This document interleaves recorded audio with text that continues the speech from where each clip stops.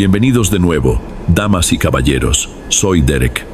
En el episodio de hoy, comparto 6 historias verdaderas y perturbadoras sobre las profundidades de los bosques de México, personas que fueron a las montañas en busca de paz y encontraron algo completamente diferente. Pero antes de empezar, por favor consideren suscribirse y no olviden darle me gusta. Déjenme saber desde dónde están escuchando y qué hora es allá. Gracias a todos. Ahora, empecemos.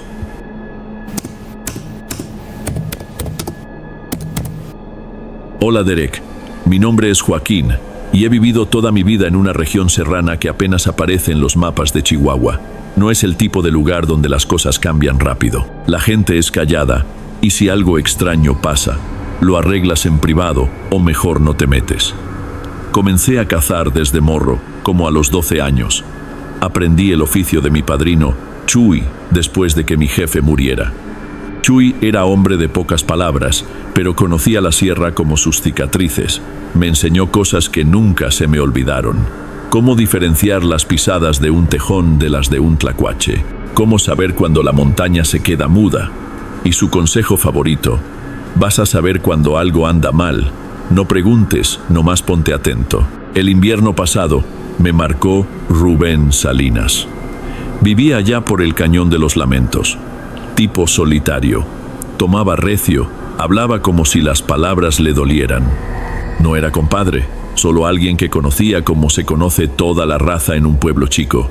Dijo que algo le andaba matando los chivos. Creyó que tal vez eran lobos. Me pidió que fuera a ver, a lo mejor poner algunas trampas.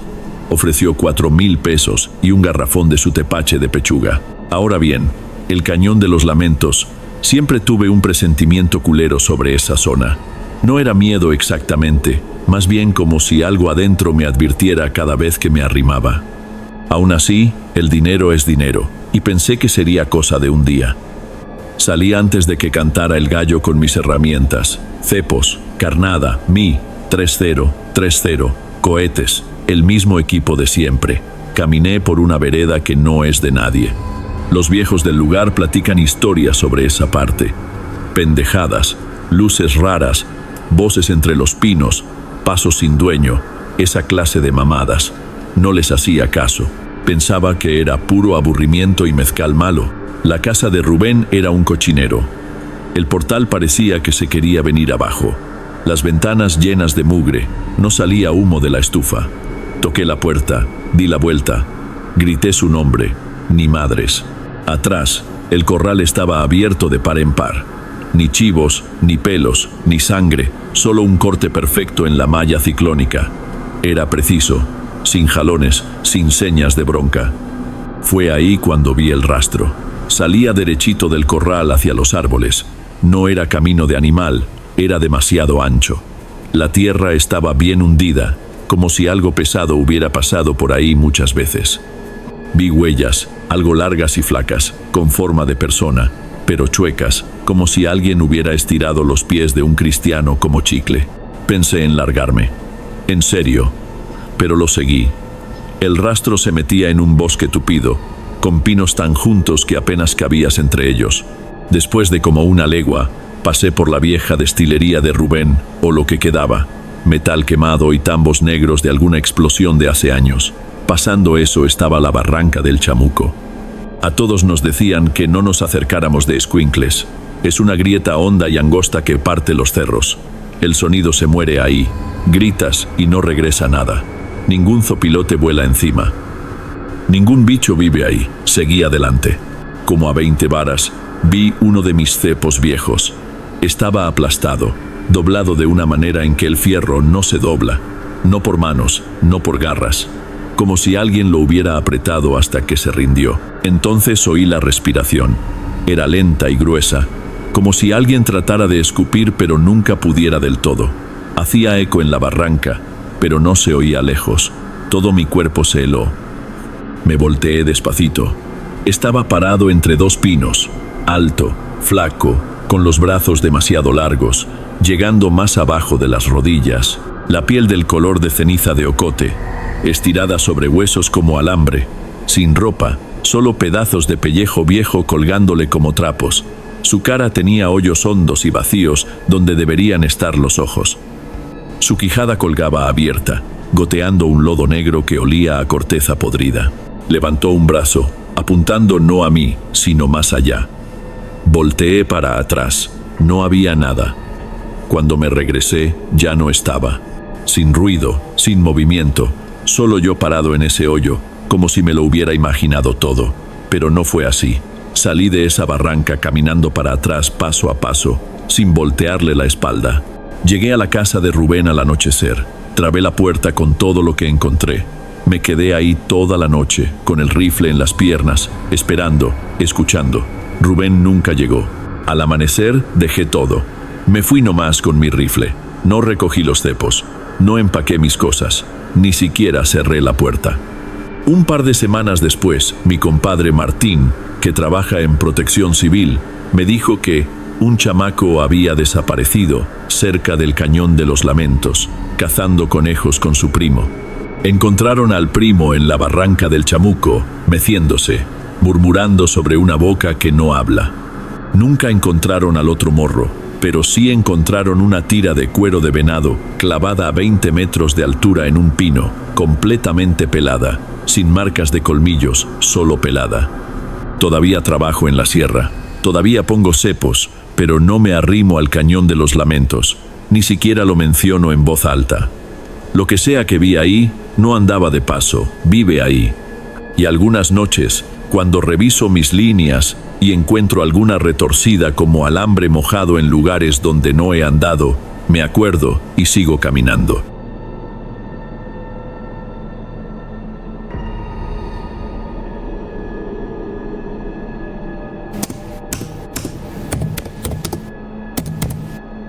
Buenas noches, Derek. Tenía 19 años cuando me hice cargo de los cepos de mi tío, no porque me los hubiera ganado o supiera lo que hacía. Honestamente, solo no quería que su trabajo se perdiera con él. Evaristo no tuvo hijos, no le quedaban hermanos, excepto mi jefa, y ella seguro que no iba a andar arrastrándose por el monte revisando trampas, así que me tocó a mí. Evaristo era de esos tipos de los que solo oyes hablar realmente después de que se mueren. Callado, vivía solo, no se metía con nadie. La gente del pueblo lo respetaba, más por costumbre que por cariño.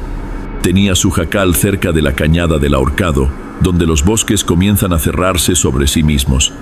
Si alguna vez has estado tan adentro, sabes a lo que me refiero. Pinos lo suficientemente juntos para tapar el sol, apenas señales de vereda y la señal justa para que tu celular no sirva. Cuando murió, lo encontraron en el piso de la cocina. Un sartén en la lumbre, huevos a medio batir. Infarto, dijeron. Rapidito. Me quedé con su equipo, cepos, herramientas, rifle y el mapa. Era viejo y suave como manta por los años de ser doblado y cargado. Ni un solo punto de referencia real, solo sus propias marcas. Cruces, líneas punteadas, notas garabateadas en clave. Tuve que adivinar la mayor parte. Una línea roja dibujada cerca de abajo con "no pasar" escrito justo encima. Se sentía como una invitación. 2 semanas después del velorio, me dije a mí mismo que recorrería la línea de cepos. 3 días máximo, solo para ver lo que él veía, a lo mejor entender en qué se pasó todos esos años. No le dije a mi jefa. Se habría preocupado. Solo cargué una mochila con lo básico: agua, tasajo, un botiquín de primeros auxilios, lámpara, alambre para lazos, un hacha.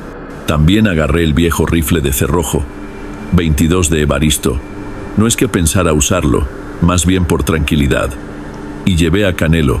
Era un perro corriente café que había criado desde cachorro, parte pastor, parte algo más, demasiado listo para su propio bien. Había sido el consentido de Evaristo cada vez que lo visitábamos. Pensé que si algo raro pasaba, Canelo lo olería antes que yo. Empezamos antes del amanecer, sin grandes despedidas dramáticas. Solo yo y el perro, subiendo por la vieja vereda de caza detrás del jacal. El monte estaba tranquilo, normal.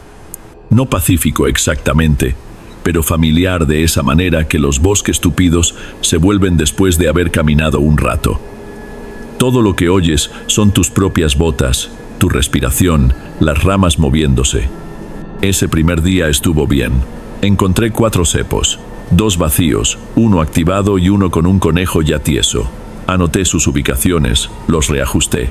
Hice lo que pensé que Evaristo habría hecho. Canelo trotaba a mi lado, con la cola parada. Olfateaba todo, pero nada parecía fuera de lugar. Acampamos justo antes del anochecer, cerca de un viejo árbol caído. Canelo se acurrucó a mi lado mientras veía el fuego consumirse. Se sentía sólido, como si estuviera haciendo algo bien. Luego me desperté antes del amanecer. Canelo estaba parado, tieso, mirando hacia la oscuridad como si esperara algo. Y había huellas, descalzas, humanas, claras, hundidas en las hojas, justo al lado de mi petate.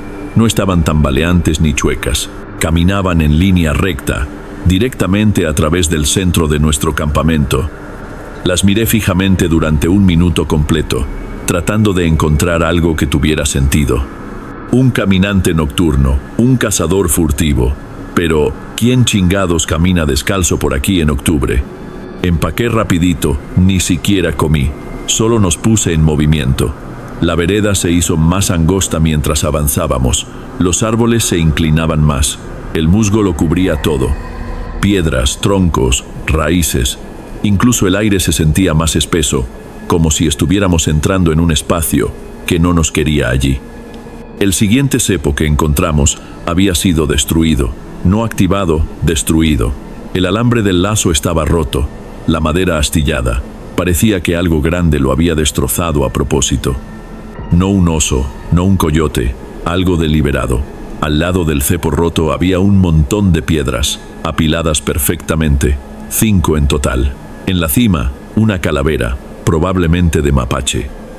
Un alambre pasaba por las cuencas de los ojos y hacía lazos, como si alguien se hubiera sentado y hecho arte con ella. Canelo gruñó. No ladró, gruñó, con todo su cuerpo pegado al suelo, las orejas aplastadas. No dije nada, solo me di la vuelta y seguí adelante. Esa noche, no podía dejar de voltear para atrás. Hicimos una fogata más grande. Mantuve el rifle más cerca. Canelo nunca se echó. Se mantuvo dando vueltas, con los ojos fijos en la oscuridad. Una vez hizo un sonido entre un gruñido y un quejido. Se me metió bajo la piel. Me estaba avisando, diciéndome que no estábamos solos. En algún momento, como a las 3 de la mañana, sentí que algo me tocaba la mejilla. No el viento, dedos. Me levanté de un brinco, con la lámpara en alto. No había nada, solo el monte, y ese horrible silencio en el que sabes que el monte debería hacer ruido, pero no lo hace. Entonces me di cuenta de que Canelo no estaba. No se había soltado la correa, ni ladridos, ni ramas quebrándose. Simplemente no estaba allí. Lo grité hasta que me dolió la garganta, chillé su nombre. Di vueltas alrededor del campamento. Nada, ni siquiera huellas de patas. Quería irme, pero no podía nomás abandonarlo. Así que seguí adelante, siguiendo la última dirección en la que se había ido, esperando encontrarlo junto a un arroyo o masticando un hueso de venado en algún matorral. Fue entonces cuando crucé la línea roja. Evaristo había amarrado un trapo rojo a un cedro donde la cresta bajaba. Esa era la frontera. El mapa decía, no pasar. Me lo había dicho una vez, años atrás. Pasado el palo colorado, las cosas no obedecen las reglas. Crucé de todos modos. No sé cómo explicar lo que cambió. No era más ruidoso ni más oscuro. Simplemente estaba mal, como si los árboles no estuvieran creciendo bien, como si se estuvieran doblando en la dirección equivocada, o estuvieran demasiado quietos, o hubiera demasiados en el mismo lugar. El silencio tenía peso. Empecé a ver formas por el rabillo del ojo. Ramas que no se movían como ramas. Entonces encontré a Canelo colgado de la rama de un pino, su cuerpo limpio, el pelo cepillado, los ojos abiertos, musgo metido en su hocico. No era solo la muerte, era un mensaje. Me derrumbé. Mis rodillas cedieron. Recuerdo un sonido saliendo de mí, pero no podría decirte qué era. Mi cara estaba mojada, pero no recuerdo haber llorado. Mis manos temblaban tanto que no podía abrir mi mochila, y entonces oí la voz de Evaristo. Sabías que no debías. No era él, no realmente. Demasiado delgada, demasiado aguda, como si alguien lo hubiera grabado a través de una vieja grabadora. y los árboles comenzaron a moverse, no a mecerse, a moverse, como si se estuvieran estirando. Eso me quebró. Corrí. No me importaba a dónde. Simplemente me moví. Las ramas me golpeaban. Las espinas me rasgaron los pantalones. Mis botas se atoraban en el lodo. No me detuve. Ese zumbido me siguió, subiendo por mi columna, zumbando justo detrás de mis oídos. Cada vez que volteaba para atrás, no había nada, pero sabía que estaba allí. Finalmente, colapsé. Simplemente caí en la tierra entre los espinos. Mis piernas dejaron de funcionar. Recuerdo el mundo inclinándose como si me estuviera hundiendo bajo el agua. Cuando desperté, estaba a la orilla del viejo camino maderero, las manos sangrando, sin botas, la cara raspada. Debo haber gateado leguas. No tenía idea de cómo llegué allí. Unos caminantes me encontraron esa tarde. Estaba hablando incoherencias. Al parecer seguía repitiendo una cosa: no cruces la línea. Me llevaron a la clínica en Guadalupe y Calvo. No hablé durante 3 días. Cuando lo hice, nadie me creyó. Dijeron que estaba traumado, alucinando, agotado. No importa. Vendí el jacal de Evaristo, quemé el mapa. Nunca más pisé cerca de la cañada del ahorcado. Regalé los cepos, las herramientas, el rifle. La gente todavía me pregunta por qué. Solo digo que le perdí el gusto.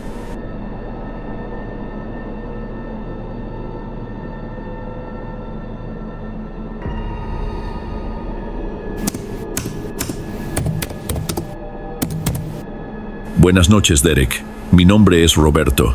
Tengo 34 años ahora, y solo he contado esta historia un puñado de veces. Nunca de la misma manera, nunca a las mismas personas. Es una de esas cosas que no se sienten del todo reales, a menos que las diga en voz alta, como si decirlo las hiciera verdad.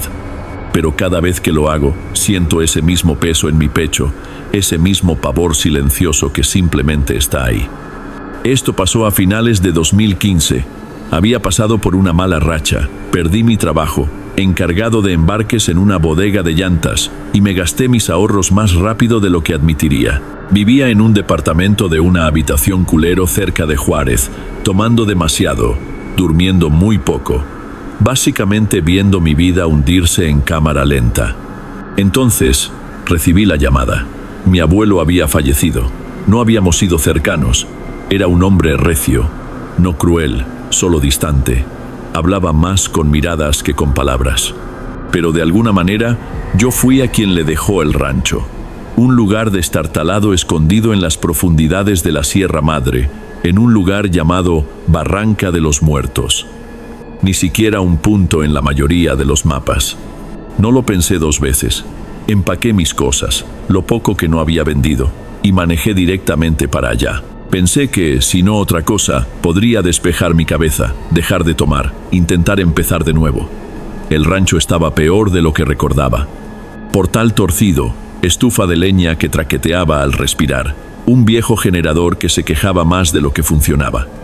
Estaba en una hondonada angosta, tupida de pinos que se inclinaban como si estuvieran escuchando a escondidas. Sin señal de celular, sin internet, y el único vecino, por lo que pude ver, vivía a leguas de distancia y no tenía la costumbre de visitar. Pero durante la primera semana fue algo pacífico. El silencio se sentía merecido. Corté leña, herví agua del arroyo, reparé el techo. Había un ritmo en ello, simple, honesto. Incluso empecé a dormir toda la noche otra vez. Eso cambió el día que encontré al perro. Estaba afuera apilando leña cuando lo oí. Un gemido suave y entrecortado que llegaba desde los árboles, débil, casi sin aliento. Pensé que tal vez un zorro o un coyote se había quedado atorado en una cerca. Así que agarré una lámpara y seguí el sonido. Me tomó unos 10 minutos encontrarlo. Estaba acurrucado en un montón de hojas muertas, con la pata atrapada en un cepo oxidado que parecía tener décadas. Un beagle, tal vez parte sabueso, puro hueso y pellejo, con parches de pelo faltante y ojos que parecían demasiado viejos para su cuerpo. La trampa le había destrozado bastante la pata trasera, carne y hueso expuestos, pero ni siquiera se inmutó cuando me arrodillé a su lado. Solo me miró. No sé por qué lo hice. No estaba exactamente en un buen lugar mental o económicamente, y definitivamente no estaba preparado para cuidar de un animal medio muerto, pero algo en mí simplemente no podía dejarlo allí.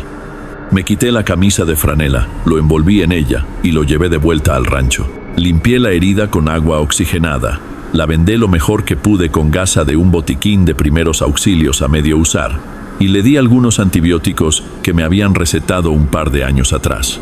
No me peleó, no hizo ni un sonido, solo se quedó allí mirándome. Lo llamé Flaco, una elección obvia. Sobrevivió la noche.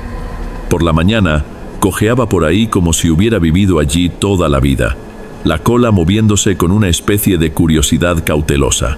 Durmió a los pies de mi cama, me siguió afuera, incluso ladró una vez cuando algo crujió en la maleza. Y fue entonces cuando el monte empezó a cambiar. Comenzó con los animales. Al principio, solo una ardilla muerta en el portal, con el pescuezo torcido completamente. Luego un cuervo, con las alas arrancadas limpiamente. Luego una piel de venado clavada en un árbol enfrente, siempre por la mañana, siempre frescos. Me dije a mí mismo que eran carroñeros, algún tipo de depredador marcando territorio, pero luego vi los árboles. Hay una loma en el extremo norte de la propiedad donde el abuelo solía tener su vieja línea de cepos. No había subido allí, principalmente porque Flaco se negaba. Se detenía en seco cada vez que nos acercábamos, gimiendo y mirando hacia la línea de árboles con las orejas hacia atrás. Ese día, seguí su mirada y noté las marcas. Largos rasguños verticales, 4 surcos profundos en los troncos, como garras. No de un oso, demasiado angostos, y no eran viejos. La resina todavía sangraba. Me mantuve alejado después de eso, y Flaco se aseguró de que lo hiciera. Luego, aproximadamente una semana después, vi al hombre. Era tarde, quizás cerca de la medianoche, y había salido a fumar. Flaco vino conmigo, como siempre. Se sentó a mi lado, tieso como una tabla, mirando a través del claro hacia la loma. Fue entonces cuando lo noté, simplemente parado allí, a unos 30 pies de distancia, justo en la orilla de los árboles. Gabán pálido, sombrero de ala ancha, demasiado quieto. Parpadeé. Se había ido. No dormí mucho esa noche. Volvió la noche siguiente y la siguiente, siempre parado en un lugar diferente, siempre un poco más cerca. Nunca se movía, nunca decía nada, solo miraba. Empecé a guardar la escopeta junto a la puerta. No es que confiara en ella. Se trabó la única vez que intenté dispararla, pero me sentía mejor teniéndola a la mano. Luego vinieron los golpes. Solo un golpe, a la misma hora cada noche. Siempre suave, como si no tuviera prisa, como si supiera que yo estaba adentro, conteniendo la respiración. Flaco se volvía loco, ladrando, gruñendo, caminando de un lado a otro como si quisiera derribar las paredes. Fue entonces cuando comenzaron los susurros.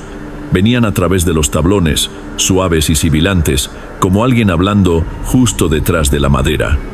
No era un idioma que reconociera, ni siquiera español la mayoría de las noches, solo estas largas sílabas sibilantes que se deslizaban en mis oídos y se quedaban allí.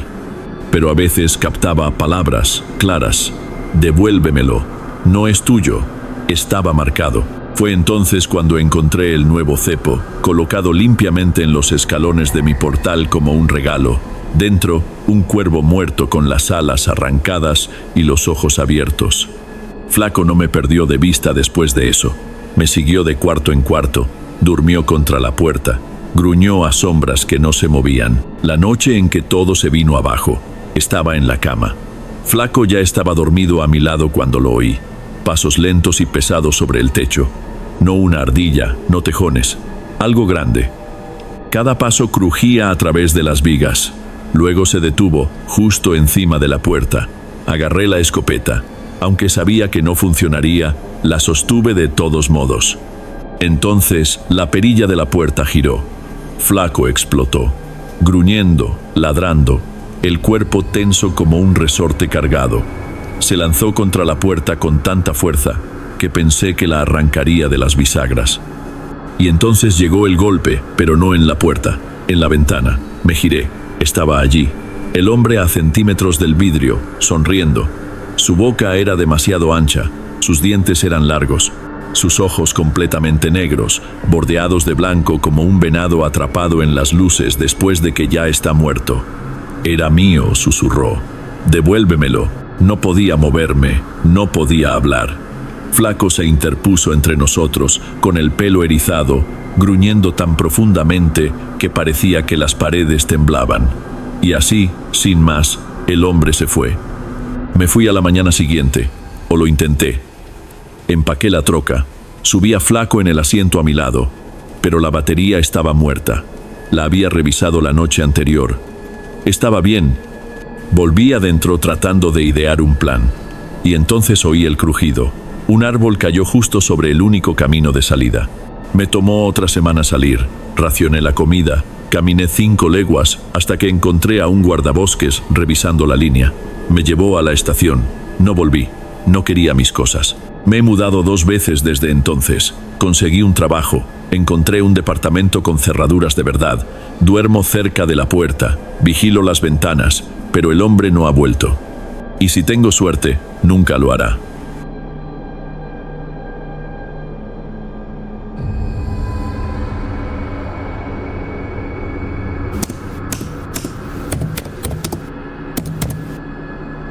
Buenas noches, Derek. Mi nombre es Eduardo. Tenía 27 años cuando conseguí un trabajo en la División Estatal de Vida Silvestre. Pensé que sería un trabajo fácil, algo de papeleo, algunas caminatas, nada demasiado intenso.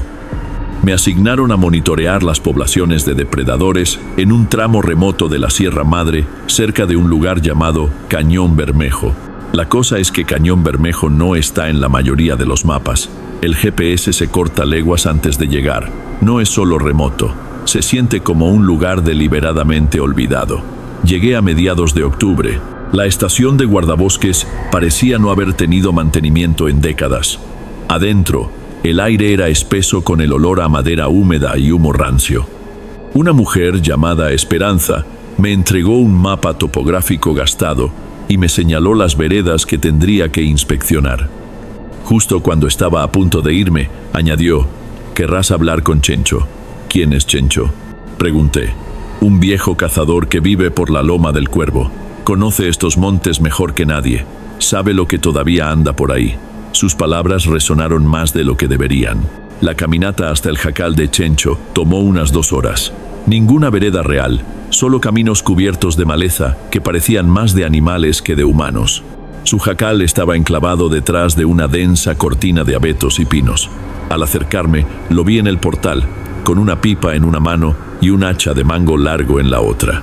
«¿Eres el nuevo?», preguntó, su voz áspera, pero no hostil. Asentí.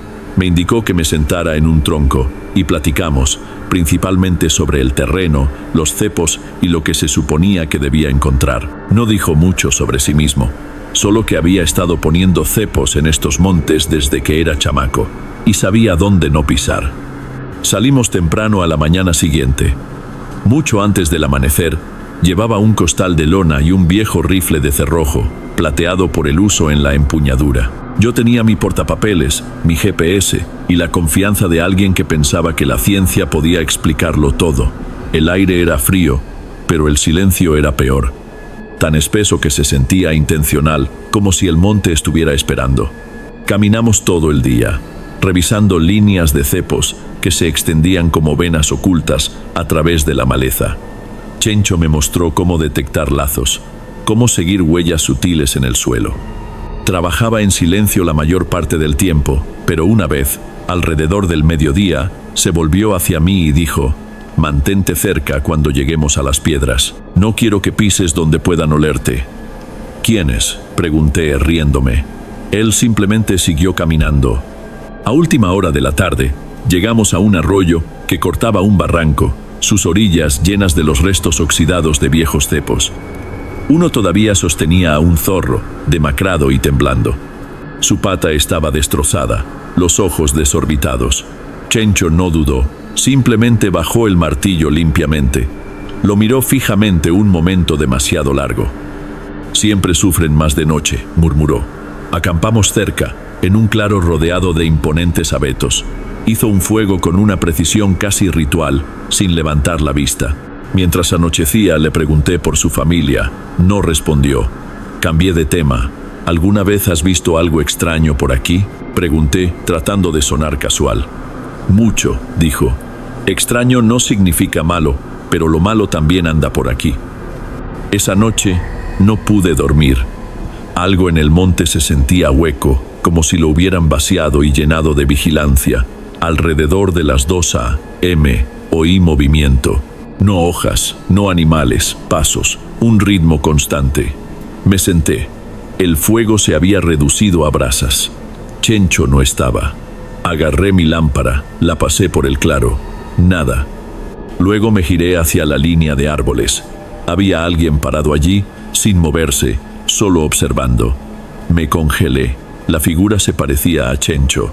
Mismo sombrero, misma forma, pero algo estaba mal. Sus extremidades parecían demasiado largas o dobladas incorrectamente en las articulaciones. Empecé a llamarlo cuando una mano me tapó la boca por detrás. Era Chencho, el verdadero. Sus ojos estaban muy abiertos. «No hables», susurró. «Me está imitando. Casi me orino encima». Me bajó lentamente, agachándose a mi lado mientras la cosa en la orilla de los árboles comenzaba a retroceder. Un paso, luego otro. Nunca rompió el contacto visual, nunca parpadeó.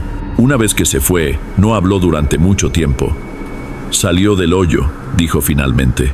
«Cuando era joven y pendejo. Pensé que encontraría fortuna en los lugares viejos donde las minas se derrumbaron y las piedras se hundieron hondo. Pero algo más vivía allá abajo. No quiso decir qué, solo que había escapado una vez, pero no sin un costo». A la mañana siguiente, no regresamos a la estación de guardabosques. Nos adentramos más, fuera del mapa, donde ni siquiera los pájaros cantaban. Al mediodía, llegamos a una depresión en la tierra, un anillo hundido de piedra y hollín, como los huesos de un dios del fuego muerto. «Aquí es donde duerme», dijo, sacando algo de su costal. Era un pellejo, seco, enmarañado, incorrecto.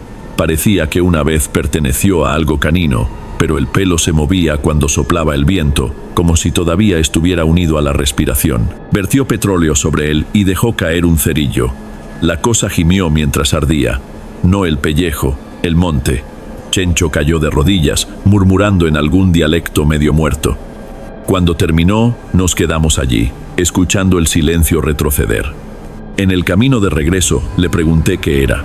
«Un espejo», dijo finalmente. «Un reflejo que camina. Una vez que lo ves, él te ve a ti». Nos separamos en su jacal. No me invitó a entrar. No pregunté. Presenté mi informe.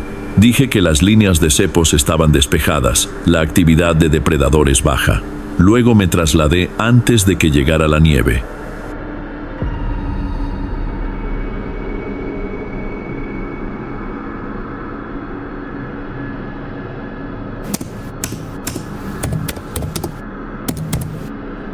Hola Derek, soy biólogo especialista en fauna nocturna y hace algunos años tomé una asignación que aún me roba el sueño cada madrugada. Parecía un trabajo rutinario de campo durante temporada seca. CONAMP lo etiquetó como un puesto de observación provisional.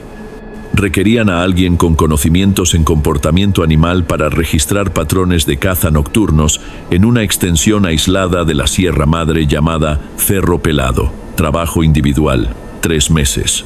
Me proporcionarían una caseta, una cuatrimoto y coordenadas GPS. Nada más. No vacilé. Ni siquiera planteé las dudas usuales. ¿Qué distancia hay? ¿Cómo es el terreno? ¿Dónde queda el poblado más próximo? Simplemente acepté.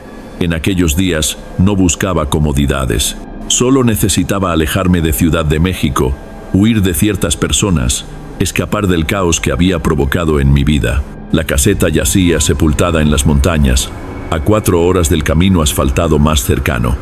Sin cobertura telefónica, sin internet, únicamente un radio de banda civil empotrado en la pared de la cocina y un generador herrumbroso que tenía más caprichos que estabilidad eléctrica. La construcción se inclinaba como si hubiera elegido una dirección y abandonado el esfuerzo a medio camino. Techo de lámina, pisos que gemían, una puerta desfigurada que no encajaba completamente salvo que la alzaras y golpearas la base. 2 cuartos, uno con una litera, hornilla y una mesa diminuta en el otro. La estufa de leña humeaba cada vez que la prendía, como si expulsara sus pesares. Pero no estaba allí buscando confort. Desempaqué, organicé mi equipo y empecé a examinar las rutas de patrullaje. Las primeras 2 semanas transcurrieron veloces, madrugadas heladas, extensas caminatas por los cerros. Instalé cámaras trampa, equipo convencional, marqué rastros de animales, documenté indicios de cacería, excrementos de oso, señales de jabalí. Una vez localicé un conjunto nítido de huellas de ocelote que conducían directamente hacia una madriguera bajo un peñasco saliente. Recuerdo haber pensado qué tan académico resultaba todo. El aislamiento no me incomodaba. De cierta manera, era placentero, predecible, el tipo de quietud donde tus propios pensamientos se vuelven lo bastante claros para confrontarlos. Mantenía una rutina rigurosa: despertar antes del alba, partir en la cuatrimoto, regresar antes del anochecer, cocinar, anotar descubrimientos, dormir. Entonces llegó la 4ª semana y algo se transformó. Había instalado una cámara el día previo cerca de una barranca angosta. Regresé la mañana siguiente y no estaba ahí. No activada, no arrastrada, simplemente ausente. Inicialmente pensé que un animal la había desprendido o que quizás no estaba bien fijada. Pero luego observé dónde había estado. Huellas recientes en el lodo, profundas. Y el soporte mismo había sido arrancado limpiamente de la tierra endurecida. No arrancado, retorcido, como si alguien lo hubiera sujetado con ambas manos y lo hubiera torcido hasta que el metal cediera. Eso me paralizó. Luego observé las huellas, pies desnudos, gigantescos, con forma humana, pero erróneos, dedos muy espaciados, abiertos, y la zancada estaba mal, como si quien las produjo se desplazara en pasos largos y saltarines, sin suela, sin marcas de calzado, sin sangre, solo esas huellas masivas que se adentraban más en el monte. Me quedé allí demasiado tiempo, solo contemplando el lugar vacío donde solía estar la cámara. El aire se sentía extraño, quieto, pero con esta tensión vibrante, como si el silencio no fuera natural. Dejé un aviso de advertencia plastificado en una bolsa sellada, lo sujeté a una rama. No interferir, monitoreo de fauna silvestre en proceso. La mañana siguiente no estaba. Ni la bolsa, ni el aviso. Fue entonces cuando las cosas se volvieron perturbadoras. Empecé a percibir cosas. Rápidos destellos de movimiento en el monte, a los costados del sendero. Figuras que se desplazaban velozmente detrás de los árboles. Sombras que no se comportaban como deberían. Al principio lo atribuí a los nervios o al agotamiento por el frío, pero continuaba ocurriendo. Y el silencio empeoró. No más coyotes durante la noche. No más viento entre los árboles. Algunas noches eran tan silenciosas que parecía que el monte había sido vaciado. Luego comencé a encontrar las huellas otra vez, siempre desnudas, siempre cerca de la caseta. Una vez justo afuera de la puerta, una vez junto a la cuatrimoto. Otra mañana, observé un mechón de cabello negro colgando de una rama justo al lado del porche. Espeso, áspero, casi grasoso. No me intimido fácilmente, pero eso me detuvo en seco. Tomé el rifle y cerré la puerta con seguro por primera vez desde que llegué. Fue entonces cuando comenzaron los golpeteos. Empezó sutil, 3 toques, pausa, luego otra vez, siempre 3, siempre espaciados, toc, toc, toc, luego nada. Algunas noches eran las ventanas, otras noches era la pared detrás de la litera. Una vez lo escuché en el techo. Me senté toda la noche con el rifle en mi regazo, cada sonido magnificado en la oscuridad. Luego vino el muñeco. Salí una mañana y lo vi atado al picaporte de la puerta principal, hecho de ramas envueltas apretadamente con tendón o algún tipo de tripa, sin cara, solo brazos y piernas. Húmedo, como si hubiera estado en la boca de alguien. No lo pensé. Lo metí dentro, lo metí en la estufa y lo quemé hasta convertirlo en cenizas. Esa noche fue diferente. Los golpeteos volvieron, pero más rápidos. El techo crujía. Escuché pasos, lentos, deliberados, de un lado a otro sobre mi cama. Demasiado pesados para ser tlacuaches o tejones. No correteaba, Caminaba. No dormí. Unas noches después, algo volcó la cuatrimoto. La encontré por la mañana medio enterrada en el lodo, completamente volcada de lado. Nunca había visto algo así. Esa cosa pesaba más de 300 kilos. Llamé para informar, le dije a la base que me estaban acosando. Algo me estaba acechando. Dijeron que las lluvias habían bloqueado el acceso y que no podían enviar a nadie por al menos 10 días. Permanezca adentro, mantenga registros. Lo está haciendo excelente, dijeron.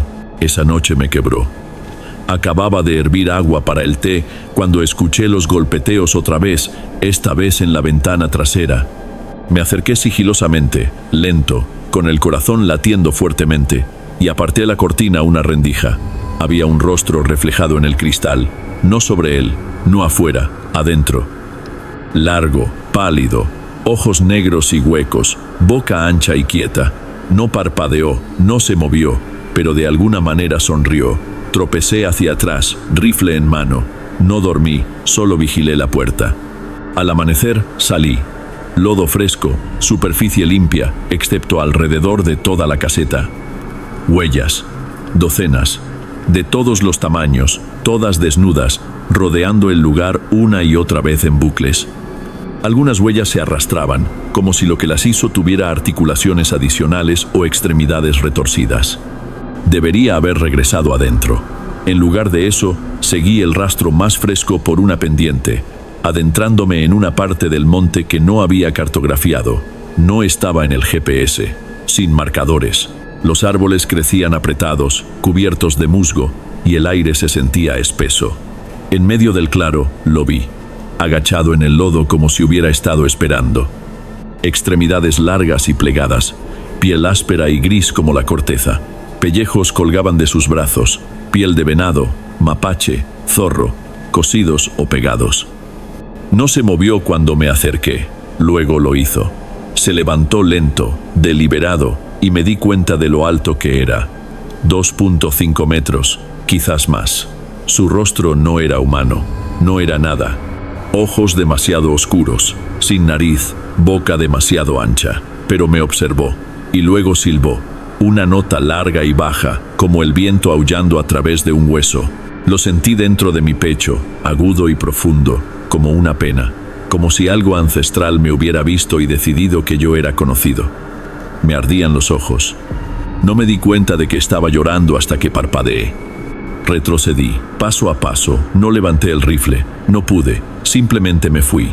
De vuelta en la caseta, cerré todo con seguro, cerré las contraventanas, apagué las luces. No comí, apenas bebí, solo esperé 10 días. Cuando finalmente llegó la camioneta de rescate, salí y dije que quería una reasignación. Permanente. No preguntaron por qué. Nunca he vuelto. Ni siquiera cerca.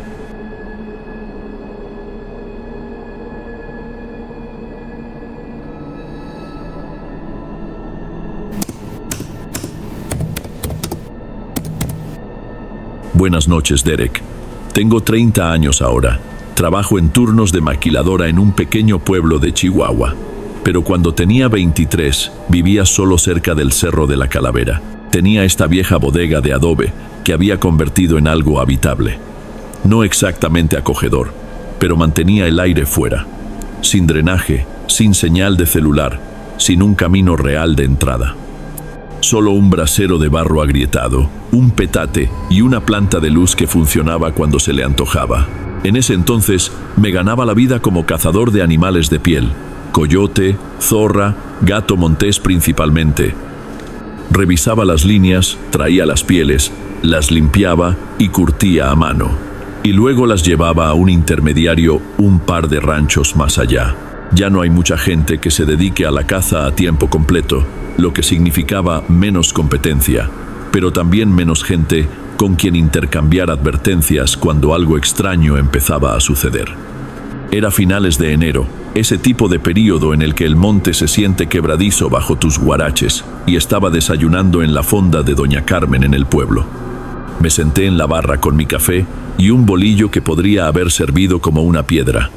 Un par de vaqueros entraron y se sentaron detrás de mí. No eran exactamente silenciosos, pero hablaban quedito, como si no quisieran que la gente los oyera. Naturalmente, los oí. Uno de ellos dijo algo sobre cuerpos secos encontrados cerca del Cerro de la Calavera. El otro dijo que parecía que algo les había bebido la carne directamente de los huesos. Seguían usando palabras como muertes limpias y sin rastros. Puse los ojos en blanco con tanta fuerza que casi me hago un esguince. El Cerro de la Calavera siempre tuvo historias. Cada lugareño tenía un compadre o un tío que juraba haber visto algo que no podía explicar allá arriba. Mi abuelo solía decir que incluso los animales lo evitaban. Decía que estaba maldito, lo que sea que eso significara. Pensé que la historia era más de lo mismo. Gente poniendo excusas para no subir a revisar sus trampas. Pero la cosa es que, cuando se propagan rumores así, otros cazadores se mantienen alejados. Y eso significa mejores probabilidades para gente como yo. 2 días después, me preparé. Charqui, munición, pilas extra, una lona, lo de siempre. Hice la caminata antes del amanecer. La helada había caído espesa esa semana, pero conocía los senderos lo suficientemente bien para no perderme. Me tomó la mayor parte del día llegar al cerro. Encontré un saliente rocoso para acampar, medio derrumbado y resbaladizo por el musgo, pero servía. La primera noche se sintió rara, no porque pasara algo realmente, sino porque no pasó nada. Ni tecolotes, ni viento moviéndose entre los árboles, ni siquiera el ocasional crujido de una rama que se produce por la escarcha, solo una quietud completa. Me quedé allí bajo mi lona, con una mano apoyada en mi rifle, pensando que tal vez estaba más cansado de lo habitual. Pero ese tipo de silencio se te mete en la cabeza. A la mañana siguiente, empecé a revisar mi línea. Encontré una. La trampa había desaparecido, no activada. Desaparecida, la cadena, la estaca, todo. Como si algo la hubiera arrancado de la tierra sólida y helada. Me quedé allí mirando el hoyo vacío durante demasiado tiempo. No podía entenderlo. Enterré esa estaca profundamente y la helada había estado espesa. Volví a colocar otra a unas pocas varas, adentrándome más en los árboles. Esa área del monte siempre se sintió más apretada de lo que debería, como si los troncos te estuvieran cercando. Cada vez que miraba hacia arriba, la luz apenas se abría paso. No por el clima, solo porque las ramas habían crecido demasiado espesas, inclinándose desde todos los lados. La segunda noche me despertaron unos pasos, no de animales. Sé cómo suena un oso. Estos eran más ligeros, lentos, deliberados, casi humanos. Dieron 2 vueltas al campamento. No me moví, solo me senté, con el rifle sobre el pecho, conteniendo la respiración en mi garganta. Luego, los pasos se detuvieron. No los oí irse. No oí una rama romperse o la tierra crujir, simplemente se fueron. No dormí después de eso. Solo me quedé allí sentado, aguzando el oído hasta que el cielo empezó a ponerse gris. Por la mañana, encontré que algo había orinado en mi fogata. Sí, has leído bien. Apestaba a hierro y podredumbre. Mi primer pensamiento fue un zorrillo, pero no olía bien. Y justo al lado había un mechón de pelo negro. Demasiado áspero para un coyote, demasiado largo para un oso. Estaba enredado con trozos de algo como tendón seco. Debería haber empacado entonces. Cualquiera con sentido común lo habría hecho. Pero estaba encabronado. Sentía que alguien estaba jugando conmigo, tratando de espantarme. Tal vez otro cazador tratando de sacarme de la zona, así que me adentré más. El silencio empeoró. Sin viento, sin pájaros, ni siquiera el crujido de los árboles moviéndose. Solo esta quietud densa y pesada, del tipo que hace que te zumben un poco los oídos, como si estuvieras bajo el agua. Fue entonces cuando encontré las huellas. 3 garras muy separadas, sin talón, sin almohadillas, solo las huellas delanteras, limpias como nada, llevaban a un mezquite muerto. Y allí mismo, colgando de las ramas, había dientes, docenas, atados con mecate. Algunos eran de animales. Reconocí colmillos de coyote, unos pocos molares de venado, pero había otros más pequeños, más amarillentos, humanos. Lo juro por la Virgen, algunos de ellos tenían calzas de plata. Cada uno estaba marcado con pequeñas tallas, casi como marcas de conteo. Conté 47. No me preguntes por qué. Creo que mi cerebro solo necesitaba algo que hacer.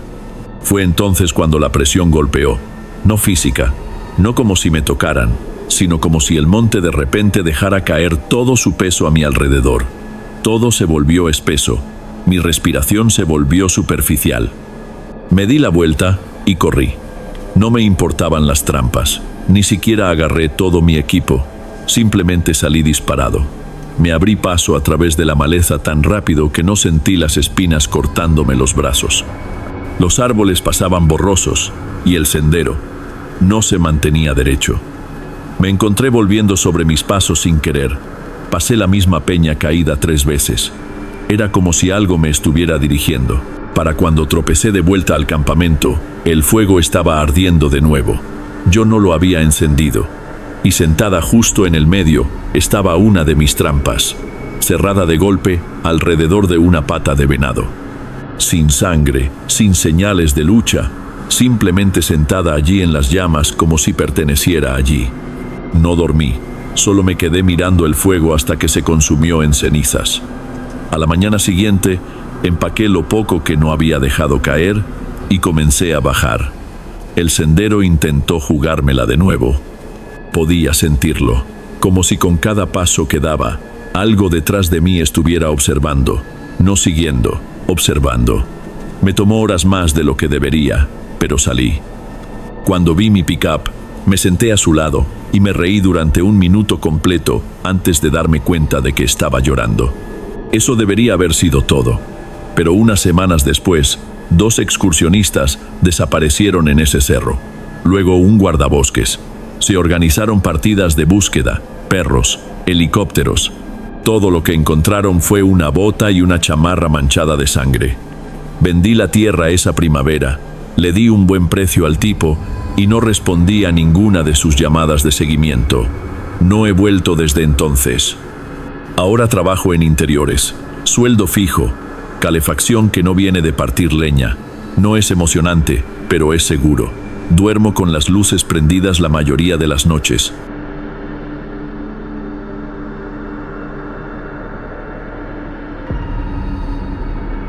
Bueno, amigos, estos fueron los relatos de hoy.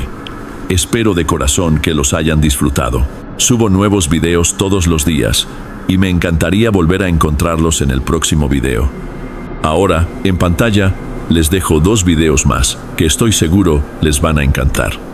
Un fuerte abrazo y nos vemos por allá.